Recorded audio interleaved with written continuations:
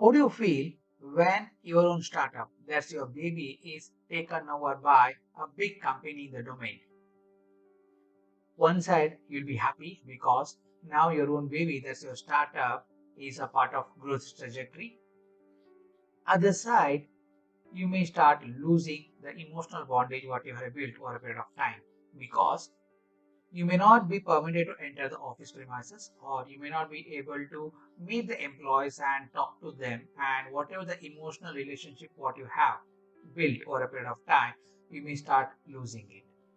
The emotional trauma an entrepreneur goes through this phase only he knows. In this video, I'm interviewing Mr. Rohith Bhat, who is an ex-CEO and founding member of Robosoft. Robosoft is a Udupi-based tech company which was recently taken over by a Japanese tech giant. In this video, we are going to listen from Mr. Rohith Bhat, his journey as an entrepreneur, his perspective about Indian startup ecosystem, and also his perspective on gaming industry in India, because now he is a founding member and the CEO of 99 Games, which is one of the emerging gaming startup in India, and his perspective about life, especially the process he went through during the M&A process, that is merger and acquisition of Robosoft. Friends, I request you to join me in this podcast and listen from Mr. Rohith Bhat himself. What I observed during this podcast is Rohith Bhat is a down-to-earth person and very knowledgeable person when it comes to Indian startup ecosystem, especially gaming sector. He has learned a lot during his stay over Japan and also when he was running his company. In this video, I'm trying to go in depth to understand more about Mr. Rohith Bhat as a startup founder and as a CEO. I welcome you again. Please join us and listen from Mr. Rohith Bhat. Thank you all. I hope you like this video. If you like this video, please show your love and support by clicking on the like button, and please subscribe to our channel. If you subscribe to our channel, that's the support you're giving to us to come with more videos and podcasts in the future. And also, if you like this video, please share the link of this video in your network so that we can reach to more people. Now, please join me and listen from Mr. Rohith Bhat. Thank you again. So, Mr. Rohit, but like just wanted to, yeah, I'm just beginning the podcast. Let's have a more of a form, like informal talk actually. That Yeah, is sure. where I can go in depth and try to understand you and your perspective about startups and the gaming industry, because you are into now gaming. So gaming Mhm. industry and your personal life also. I would like to touch upon a few aspects in your personal life, if you don't mind. Mhm. Yes, yeah, So yeah, okay. So nice to have you here, Rohit Bhat. yeah. So can you Thank you, tell me, Nitish. like, yes, in your LinkedIn profile, I think you have mentioned you briefed yourself as you are a parallel entrepreneur, and Mhm. you started three startups actually, two Mhm. into technology and one into gaming. So can you Mhm. tell me about the reason behind this journey, like you being an entrepreneur, and what made you to start your the first enterprise and then go on developing other two enterprise? Yeah, so I think let me start with the first enterprise, which is which is Robosoft, Yeah. which I started in '96, and Mm. I'll probably come to the second and third enterprise a little bit later because those I started somewhere in 2008 and 2009. Okay, so yeah. I'm kind of like I'm a computer science graduate from NMIT, NIT Yeah. College, and I finished my graduation in '92. And then I just like everybody at that time, we didn't have any campus recruitment and all. Mm. In fact, mine was a third batch, from NIT Oh, Engineering College, back in those days. And okay. we, yeah, I got a job in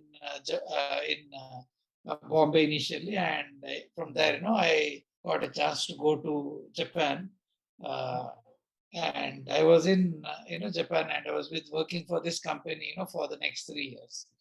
Okay. So uh, as when we, as students, and when we used to grow in that generation, you always hear about going to USA after your engineering and all those things. And it was no different when I was, growing up or doing my engineering, being in the hostel, and I would all speak about all the whole the rock and roll influence and all those, typical thing that people go through in engineering college. No different, for me as well. But there was this opportunity to go to Japan, which was, very different, back then. I had a chance to go to Japan within 6 months of, my graduation, and I consider myself very lucky because back then, Japan was, kind of at its pinnacle in terms of an economy. This was, 93, and it was, the Japanese yen was at its strongest. The car companies from Japan were kind of giving a run for the money for all the Detroit car manufacturers. The Japanese companies were buying all the Hollywood studios, all those things. And, it was like, it was really challenging the US economy, just like how China is now. Japan was at that time. It was, it was like, nothing can happen. I mean, Japan, they said that Japan is going to be larger than US and all those kind of things. Okay. And I considered myself, very lucky to get a chance to go there. And I went there, and it was a huge, it was a huge culture shock because we always heard about, Japan being this country that started the World War II, and how, barbaric they were and all those kind of things. That's probably the knowledge I had, reading a lot of comics in my childhood. Okay, but when I went there, I saw the most incredibly hardworking, incredibly kind people, and everything about them, be it, their mannerism in public places, mannerism in their offices. You go to a post office, you go to a bank, everything would, be so different. And and what shocked me was, that there was this country that was completely destroyed about 50 years ago in the World War, and it got to that position of challenging the biggest economy in the world, that is United States, within 50 years. And that was kind of like the spark, for me. I never thought of starting any company in my uh, uh, till I went to Japan. But seeing those people, gave me some kind of a inspiration, saying that if you're going to do something in life, you should just do it by going back home. And I decided back then that no matter what, I'm going to go back to India and build something world class. Okay, I knew only two things back then, that I have to go back to India and then I have to do something world class. I didn't know anything else. And I came, it was, by the time I left the company, it was around towards the end of 95. And I left the company and thinking of what to do. And I picked up a niche. I used to work on Apple Mac platform back then. And I decided that, it was a good niche to be focused, and I was very good at it. I used to be a programmer. I used to do a lot of coding, and I thought, okay, let me start a company that provides services in the Apple Mac platform, programming. And that's how Robosoft was started in 1996. Yeah, sorry to cut you here. So, how did you get this Apple as your first client actually? Because I believe that if you want to become their service provider, you need to get into kind of some agreement or something might be there. So, how did you get into this the first client, Apple as your first client? Yeah, so it's an interesting story. Back in 95, Apple was just coming into the country. Okay. They had just established a huge sales office in Bangalore.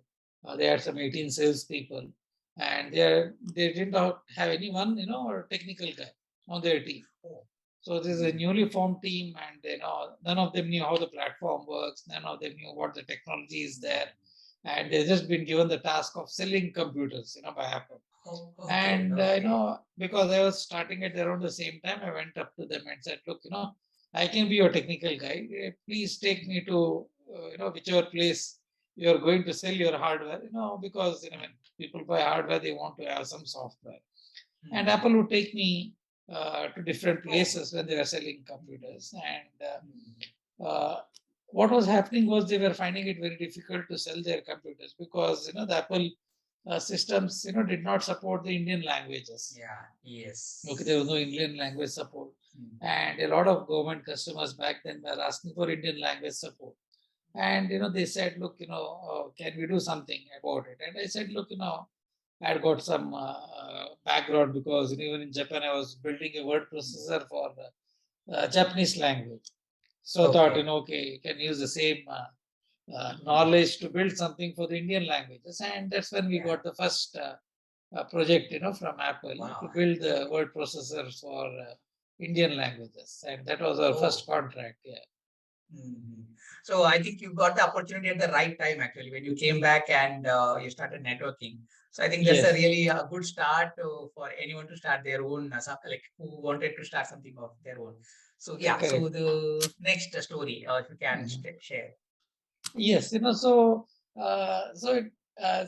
there are a couple of things that are very unique here. One is, Mm. when I was small, I knew that I had to focus on very few things, and early I chose to focus on Mac Mm. development. And as I started building, products for customers of Apple, partners of Apple, it was a good thing because in Apple also liked the fact that there was this developer who was supporting their platform, Yeah. and I was happy because in Apple was kind of becoming my sales team.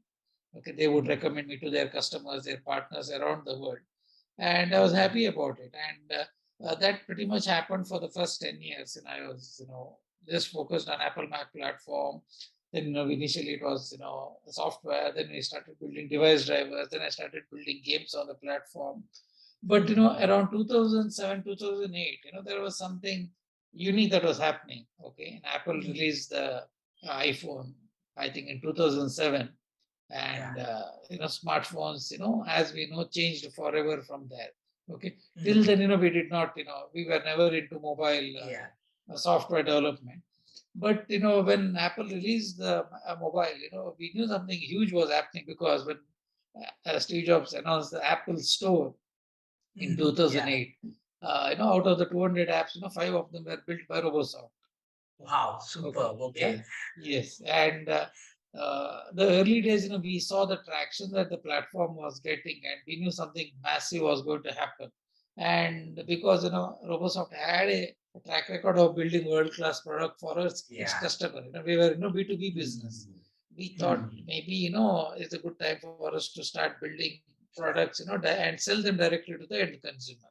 So Global Okay. So Delight, now, which okay. is the second company, was Oh, started with an okay. idea about building apps, for the photo, video, audio space. And in Mm. 2009, we started 99 games. Again, the thought was simple, building games, and Okay. because there are two different businesses altogether, we decided to start Mm. two different companies. So by Companies. 2000, Okay. yeah, 2009, we had three companies running in parallel, which is why I Mm. started, calling myself as jokingly as a parallel entrepreneur, and I kind of liked Okay. it. I did stay there. Yeah, I think it's that's a really nice actually. Like most of the time, in from academic point of view or in a general language also, like if you say if a person start more than one company, we call him as a serial entrepreneur Yes. because he start more than one company. But when I went through your profile, you mentioned you are calling yourself as a parallel entrepreneur. So okay, it's really a nice name and also that distinguish yourself from the crowd actually who are like so-called serial entrepreneur. That makes you a little different because it's very difficult to manage three companies and grow like where you're reached now. Yeah, now coming back to the story, Mhm. you say like when you went to Japan there was a cultural shock. Mhm. What was your learning? Because Japan is like, though they are expanding their reach now, they're opening up for the new. They're inviting many new talents and all. That time, is it the same or what?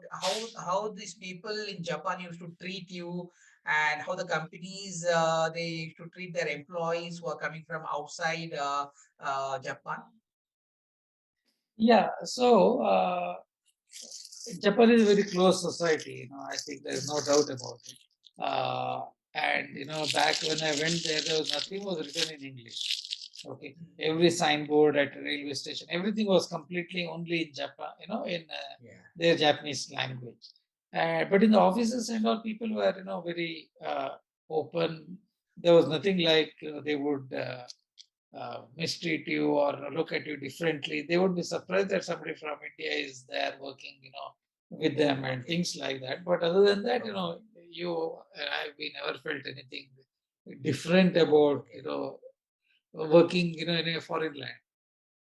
And Okay. even when we Yeah. went outside, when we were, in different areas or any place, we never felt unwelcome or things like that. It was a very, very Okay. safe country, one of the safest country I ever been to.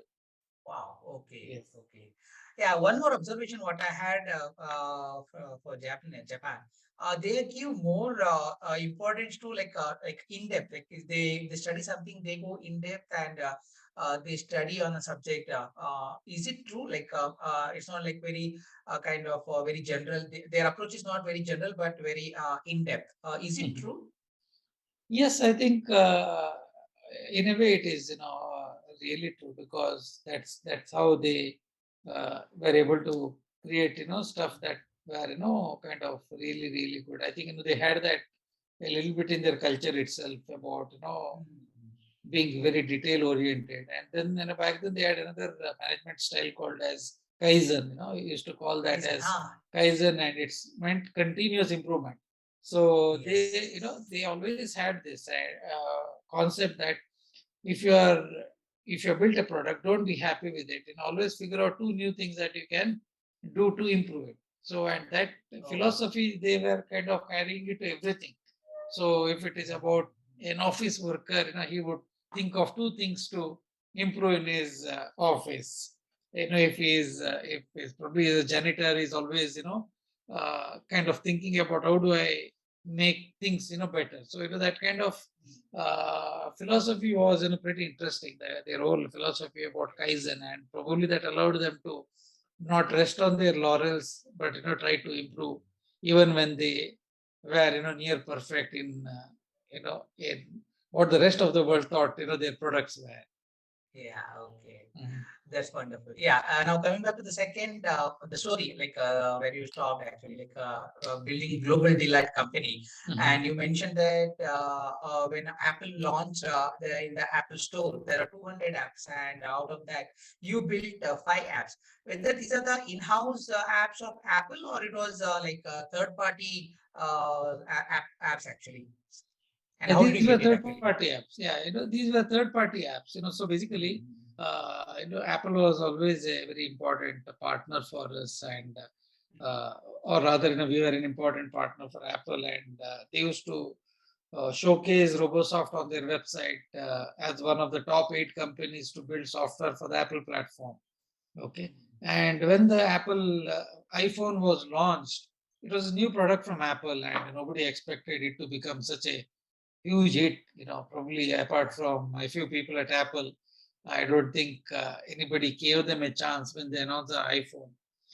But Mhm. what happened was they gave us access to the pre-release kit, software kit. So before they Mhm. gave it to the rest of the world, they chose some 50 to 60 companies in the world, and they told them, look, Mhm. here is this kit. Go ahead and build some software for the phone, because we're launching it in the next Okay. 6 months. And because we used to work Mhm. closely with them, we got access to that. And we Okay. had many customers by then, different customers for whom we are Mhm. building products on Mac, Windows, and all. And we asked them, whether they were interested in these this platform. And some of them said, look, yeah, let's do something. Some of them said, no, we are Okay. not interested. But we took the interest of building something, because we thought, if Apple is happy, they'll put us on more web pages of, and we'll be able to get Yeah. more customers. So it kind of became more as a sales thing for us. And Mhm. the bonus was when Steve Jobs went on stage and told that, hey, look, here are 200 apps. And when we got to know that, 5 of the ones that we built for our customers were Wow. part of that.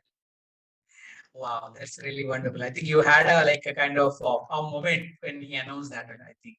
Yes, correct. Yeah, Yeah. yeah. Okay, that's it. Yeah, I think I saw a tweet actually where you tweeted saying that it's really nice to be part of Apple, and out of 200 apps you built the Robosoft built 5 apps, and it is retweeted, and I think retweeted by I think Vijay Shekhar Sharma, and also he congratulated whether Paytm was your customer in that way.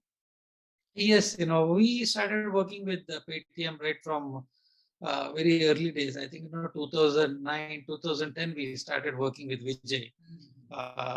So even before he started Paytm, we started working with him because he had a company called 197 Communication, and 197, we yeah. started working with him. Then, and he gave an opportunity to us to build Paytm in the early days, and we used to work with him right from the early days. We still continue to work with him on his products. An amazing entrepreneur, a great person to know and Okay, work so with. sorry to cut here. From your point of view, how Vijay Shekhar Sharma, what kind of person he is? He's whenever I see him, his videos, or when I read his content in the news, I feel he's very down to earth. In real life, or when you meet him personally, he's the same. Yes, yes, he's a very down to earth Wow. person. He's very energetic. He's always bubbling with energy and enthusiasm all the time. And yeah, I think he's humble in so many ways. He's outlandish in so many ways. And he's Vijay. So Yeah. So, do you think any comparison? Can you make a comparison between you and Vijay Shekhar Sharma in any aspect of being an entrepreneur, like in entrepreneurship? When you see a personality, yeah, can you I resonate think his personality in yeah, terms of I think energy? only thing where we resonate is probably uh, the stamina to play the long game. Hmm, that is very Yeah, important. right. Other than Yeah. that, the personality is very different. He is very outgoing, outspoken. I am not so much. Okay. But yeah, it is just tenacity to just stay on and keep fighting. And I think that is probably true of all entrepreneurs. All entrepreneurs have that in common. They just stay in the Yeah. fight, and they just Yes. try to win. I mean, and basically, it's a resilience what matter to become an Yes, entrepreneur. Okay, correct. that's Well, really it's an nice to know. important quality. Yeah, it's an Mhm. important quality. Okay, nice. And you started 99 games. And are you a gamer by any chance? No, till we started 99 games, I had not played any games other than the coin slot arcade games. We used to find in different places. But when I went to Japan, they had this whole concept of pachinko. They used to call them slot machine. They used to call them pachinko bars. And Oh, they would okay. have, yeah, that's the first time in my life where I saw people really interacting with games, and they would have these huge shops, which is all, packed with this pachinko machine. So, they're kind of slot Okay. machine, arcade machine. And you would Mhm. have probably 200 to sometime 1000, 2000 people playing those games, and some people will be sitting on it for hours together. And I used to always wonder, Ah, how can people okay. be so crazy about Mhm. these things? But yeah, we never knew. At least at that point in time, uh, I never thought gaming could be that addictive. But I personally started playing more of games after 99 games. And yeah, Okay. that's the way it has been since then. Okay. So, which is your favorite game in the 99 games portfolio, actually? Which is your favorite game? Yeah, I play in a Star Chef a lot. So that Yeah, I is heard that. I think it is one of the best game. I went through a couple of review also. Though I not played that, but I went through that, and I think that's one of the best game you developed, and many traction you got because of that. That's what I heard. Is it true? yes, yes, correct. That's true. It's one of those early hits from India in the casual gaming space. Okay, that's really nice. Yeah. Yeah. Now, recently there was a big news coming from Mangalore, like Udupi, where Mhm. the most of the newspaper carried out a news saying that Robosoft has been acquired for 105 crores rupees. So, when this happened, what was your mental situation like? Because that was Robosoft is your brainchild, and now you are not part of that. So what are the things you are going through that time, and how are you feeling now actually?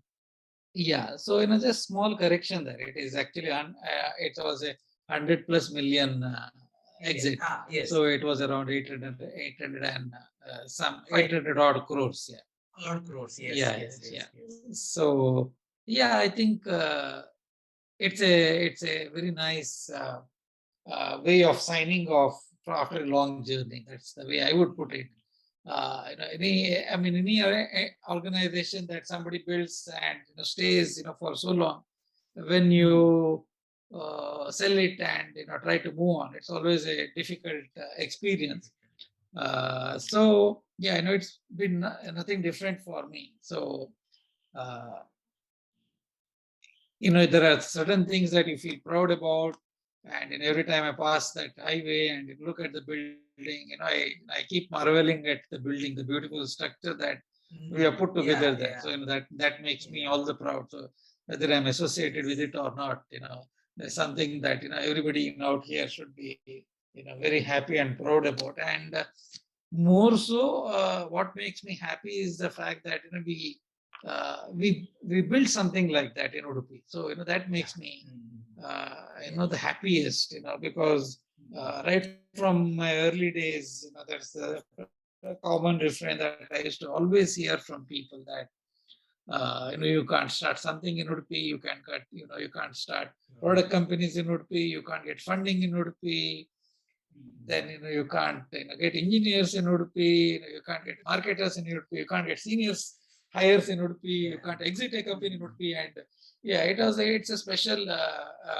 satisfaction when you're able to exit a company and prove to people that look, there's nothing like you can't, right? If you set your mind to it, and that's where the whole resilience, the tenacity, comes in. If you keep at it, and and if you work hard enough, you are able to do it. And what makes me probably very happy is that we showed that it can be done. And if it Yes. inspires 10 other companies to do the same, I'll be the probably the happiest person Yeah. out here. And I wish you can. I wish you all the best in that sense. Like, I hope you will achieve whatever the dreams you have. I think this acquisition is the third highest acquisition from this coastal area. I know there's one content related company got acquired 3 4 years back. Another company is Robosoft Technology. Mhm. That is the second highest acquisition, and the third, I think, yours is the highest. I think in terms of the deal size, yours is the highest. Mhm. So yeah, even I heard, I think, yeah, even I was part of some groups where they're talking about, okay, Mangalore or coastal area, very difficult to get the talent, and Mangalore being communal, it's known for communal activity long back, but it has changed. But still, there are many companies who says, okay, we do not come to Bangalore because it's still communal. They also cite about the problems in terms of connectivity and all.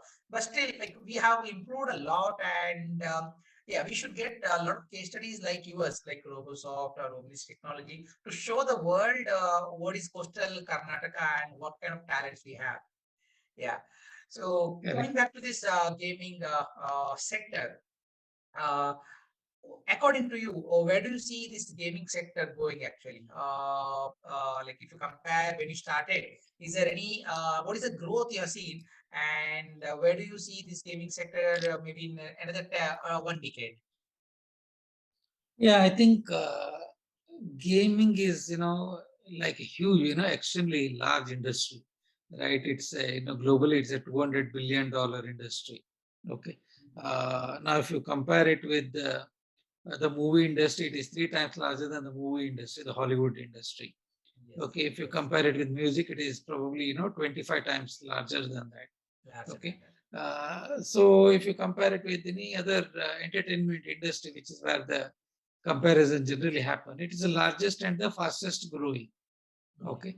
Traditionally, gaming was about gaming on the console. Okay, used to buy Xbox or PlayStation and all.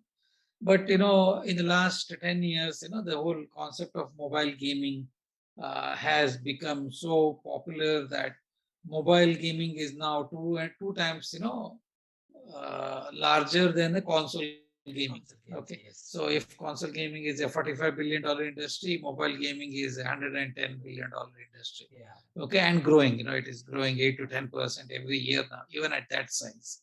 And I don't think gaming is going anywhere. I think it's one of the most uh, probably affordable form of entertainment, accessible Yes. form of entertainment, and there are so many ways in which you can have entertainment, interactive entertainment rather than a linear entertainment which you get on TV. Mhm. Okay, so in TV it's not interactive. You can't interact, right? In gaming you can. Yes. You get to control, Yes. what you can do, and I think gaming. I think gaming will continue to grow for the next at least 10 years. Okay. And in India, Okay. it's very early in gaming. We are still very, very early to the whole gaming life cycle. I think, gaming is going to be the next growth story for the next 10 to 20 years. So that's the way I look at it. Wow. Okay, that's wonderful. Yeah. So now, this during pandemic, have you seen any changes in terms of? Is there any? Have you seen the growth in your gaming business actually? Because that is a time when many people were inside, like they are staying in home. So I read a lot of articles which says that gaming industry has grown because of this pandemic. Is it true? Yes, yes. I think what you read is true. And I think in every, not just us, in every company in the world uh, benefited from all the uh, lockdown and all that happened as part of COVID, and a good part of that thing went into gaming, and another good part of it went to OTT. Yeah. So both these sectors benefited a lot, Yeah. due to the whole COVID induced lockdown. Yes. Yes. But yeah, So now I what was think your things are. And now yes, that all the COVID is over, so I think things are back to normal. But I think normal. the new normal is that the gaming activities are not really gone back to the pre-COVID level. It has stayed where it was. So I think Lately. probably Oh, the okay. habits have changed for a lot of people, and the Mhm. engagement with gaming is also increased. Yeah. Yeah, it is not kind of fallen back to where we were 2 years ago. Mhm. Wow. Yeah, when Mm. Government of India banned PUBG and some other games which are very sensitive or they thought very sensitive, how did the entire gaming sector in India reacted to that? Because that is where the gaming sector started seeing a lot of boom because PUBG was banned and people started looking for some alternative to PUBG. So, what was your immediate reaction? Have you developed some games similar to PUBG, or you started pushing your existing game to those people who are playing PUBG? What was your strategy? Yeah, so building a game is a very, very involved exercise. It takes a long time, and building a game like PUBG is a result of 2 to 3 years of hard work. Okay, so we can't once something gets banned, we can't just rush out there and build something, Yeah. because if you do that, you are you're not going to succeed. As simple as that. Mm. So I think when PUBG was banned, some other game took its place, and they were able to grow very, very quickly at PUBG's Mm. expense. But PUBG was banned for a different reason, not necessarily because of its addictive nature. Connected nature. Yes, Yeah, yes. And yeah. also So very yeah, violent game actually. Yeah. yes, yeah. Mm. Okay.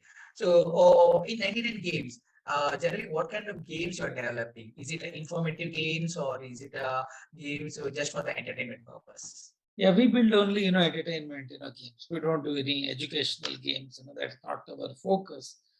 We build games that people love to play. So have fun playing. It's about light entertainment. The thing with mobile gaming is you don't need to play a game at a stretch. It's not like console gaming. You don't need to Yeah. play it at one stretch. You can play it for 5 minutes here, 10 minutes there, 30 minutes there. So you can, instead of having one session that is 1 or 2 hours or 5 hours. In mobile gaming, it is more about having a lot of small sessions, and that is Yeah. what made mobile gaming so much popular. People could play a Mm. game waiting at the bus stop, commuting, Yeah.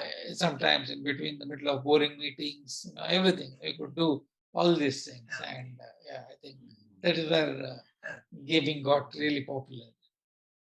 Okay. So what's the relationship between 99 Games and Bollywood actually? Because I read that you associated with the Bollywood to develop some games related to movie actually. I think the fan and some other this one. How did these things happen actually? Yeah, so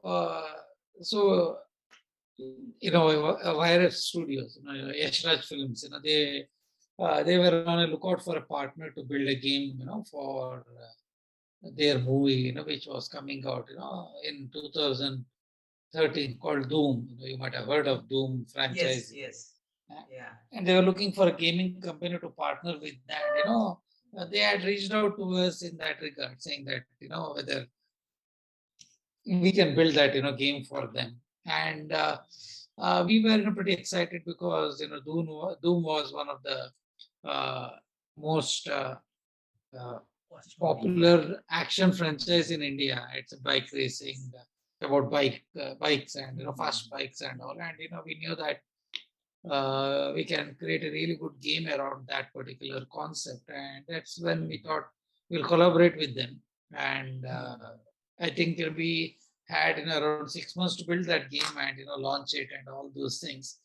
Yeah, we are very happy that we could do that and launch it. Okay. The game was an unprecedented success. It generated, I think, over 40 million downloads. So far. Wow. Yeah. Wow. Okay. Yeah. So is it lifetime earning or during that time itself, only during the peak time? No, this is downloads. I'm not talking about earnings. This is Oh, okay. downloads. So Yeah, downloads. the game Okay. downloads. Yeah. So back then, Mm-hmm. a million downloads used to be a big thing in the industry. Yeah. And this was the time when mobile was not really that Yes. widespread as it is now, right? 2013, Mm. people were still buying 3,000, 4,000 rupees phones. Uh, Mm. and yes, we got a chance to build we built a really good Wow. game, a high quality game, Mm. for that particular movie. And the silver lining was, when Amir Khan himself launched that movie, live Mm. in front of the entire Bollywood press in Mumbai. So those are some of the high points. Okay. So that I Yeah. think, yeah, your Bollywood connection, I think still it is, I think recently you launched a game for fan movie also. So what is the future projects in association with Bollywood actually? Is there any in pipeline? Anything in pipeline? Yeah. So, both fan as well as, we built another game around Sultan as well. They were all from the same studio. It was, from Yashraj Films. And Yes. Yashraj, basically liked what we built, for them for Doom. And they came back to us, even for Fan and, Sultan. At the moment, we don't have anything announced as such in that space. Yeah, but when the right opportunity comes along, we'll be looking at any future collaborations. Okay, that's wonderful actually.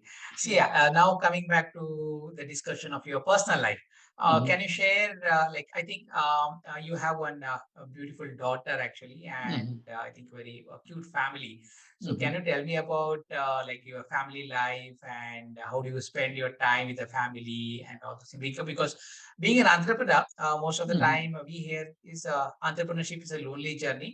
And Mhm. unless there is a very strong back-end support from the family, it's very difficult to Mhm. uh, go through these things. Mhm. So, can you share your feedback or insight of for this one actually? Yeah, I think probably to your comment about it being a lonely journey, it is. And one of the things that entrepreneurs should do when they're Mhm. growing up is to make good friends even amongst their own employees, right? You should not really look at employees as a traditional employee kind of a thing. I think Yeah. they are more like your own partners, your close confidants, and all those things. Mhm. And it's important to build those relationships because you will not feel alone after some time, because when you see Yeah. other people in your team working and uh, taking ownership about things and getting worried as much as you are worried, about when some things go wrong, or feel as happy as you do when things go right. It kind of gives a different kind of a confidence, different kind Yeah. of energy, motivation, and all. And I think Mhm. uh, every entrepreneur should build that in parallel to building a company, because I think Mhm. ultimately that is what keeps you sane. In Yes. other words, it gets very, very Mhm. depressing after some point in time. But Yeah. yeah, family support is very important, and friends and family support is very important. And I think Yes. for me in particular, I wouldn't have, I mean, I always like to tell people that I'm kind of like the spokesperson, and for all the hard work that everybody put in. It is not just the team. Okay, the Yeah. team that went into building Robosoft, they had a major role in it. I'm just the Mhm. spokesperson. Then there is a Okay. family, which stood behind me, and when we are doing all these things, they were, always there. So there are a lot of people, behind the scenes who made the success happen. And I Mhm. always like to say that I am just the spokesperson when it comes to talking about it. It's a story, and it's a story that we all believed in. And Okay. I think an entrepreneurship is, about that. Regarding my family, Okay. yeah, I have a daughter. She's now in her 11th. She's in first PUC. And Mhm. my Okay. yeah, my wife works with me in 99 games. So Yeah. she's one of the main, she's the main person who oversees the Person. game production. Okay. Okay. This Yeah. is a love So marriage or arranged marriage? it's an arranged marriage. Oh, okay. Yeah. Because it's very rare we see like a husband and wife are working in the same company and part of the same team actually. So how do you manage if there is any conflict or anything? Because you being a CEO and she had the gaming business. So how do you Mhm. manage the relationship in a family and in a professional way? Yeah, I think it's the same thing about in every married couple, right? Hmm. There's always give and take, and I think that's the same thing here. You give Yeah. more than you take, so that is how it is. Okay. So that's But yeah, really yes, but yeah, that is, yeah. That I think, jokes apart, it's always about give and take. give and take. Yeah. Okay. So I really like this concept actually. Give and take. Yeah. Okay. Are you a spiritual person? Yes, I can. I can say that. I am very philosophical, and I am a bit spiritual as well. Hmm, okay. So in free time, what you do actually? Suppose if it is not a business, what you do actually? Yeah, I like to read. I like to read a lot. So I think Ah, that is one of my passion. So I like to okay. read about stuff. I like to read about history. Okay. Yeah, current affairs. I Hmm. follow economics. What's happening in the world Yeah, in business, markets. it is important. Yeah. Geopolitics and all those kind of Hmm. things. So I keep myself Hmm. occupied with those. And I love Yeah. movies. I watch a lot of movies. Yeah. Oh, okay. Yes. And also, I heard that you love to travel. So, which is your favorite destination to go? Like, if you are decided to go, like, which is the favorite destination? Yeah, I still, and I think, Japan is always on the top of the list. Even though I lived there, it's magical every time you go back. Uh, then, there are other places, Paris is great, one of the, Okay. If it is in uh, India, yes, in India, I think every place is great. My number one favorite place is Udupi. wow. Okay. So I was about to ask actually. So whether Udupi is there in the list actually? Okay. Yes, You because you opened it. mentioned travel, Udupi is Yeah. where we live. So, Yeah. Yeah. yeah, Udupi. No, I think, say this maybe place, weekend yeah. gateway kind of stuff. Weekend gateway kind of stuff. Like in a weekend, would you like to travel nearby Udupi and stay without any disturbance kind of stuff? Yeah, and also international travel. I wanted to know. Yeah, That's really wonderful. basically, I don't need to get out of Udupi because it's a very cool, calm place. I think Hmm. if you don't want to get disturbed, I think this is a place you get it Yes, 365 days. true, true.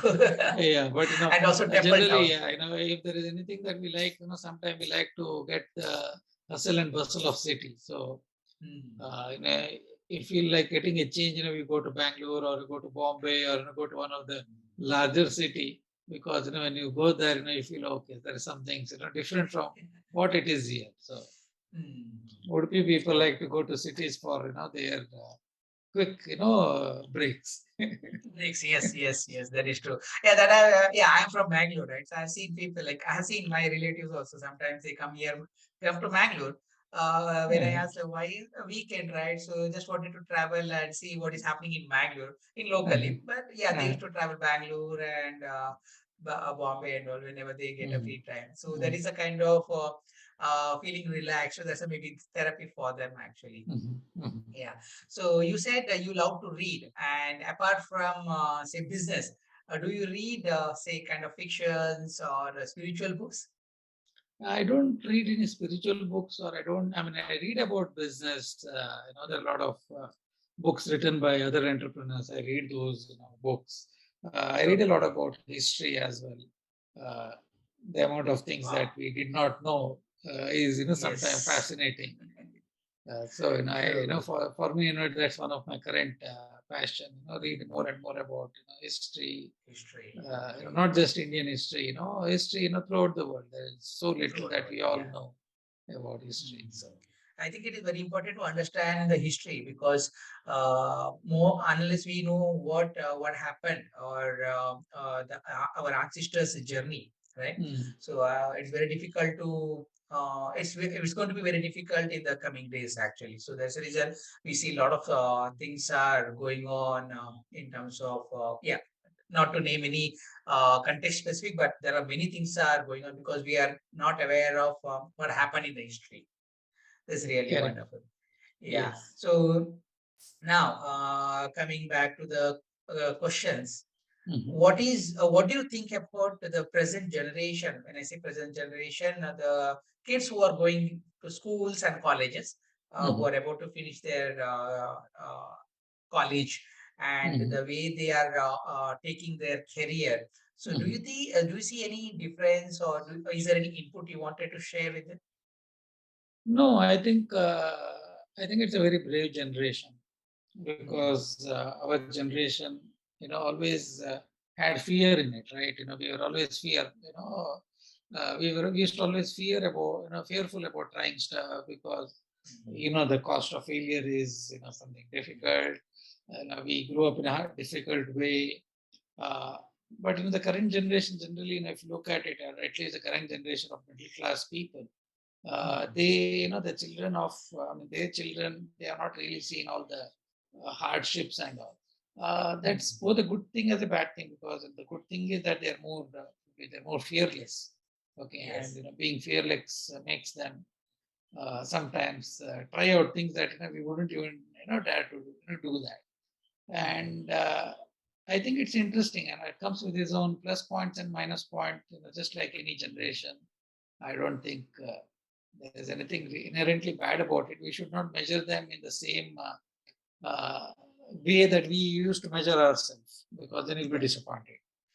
That is true. Yes. Suppose if a person, if a kid comes to you and asks for a tips, what are the three life tips you want to share with him? Three life tips as well as the technical skill which he has to know in his life to grow. So, what are those things? Yeah, I think, I would say that they should always do things that they love, right? Hmm. Do what you love is the most important Yeah, I think it is thing. mentioned backside. Oh yeah, you have it there. Yeah, I think do what Yeah. you love is very important. Mm. People should always do. Yes. For people, people should not feel that they're doing a job, and they should feel that they're living their passion. I think that only then magic happens in anyone's lives. That Yes. is True. number one thing. Number two thing, be extremely good at what you do.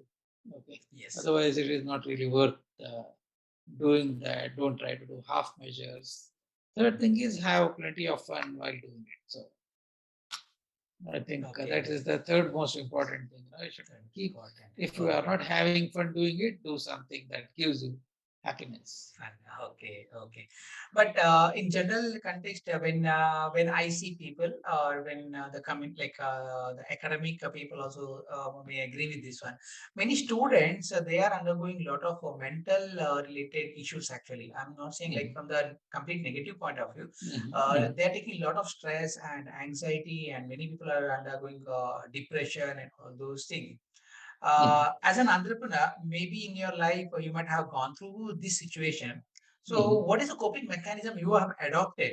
Mhm. So that if you can share it with our viewers, it may be for the students or for an entrepreneur also, it will be definitely it's going to be very useful. So, what is your take on Mhm. this?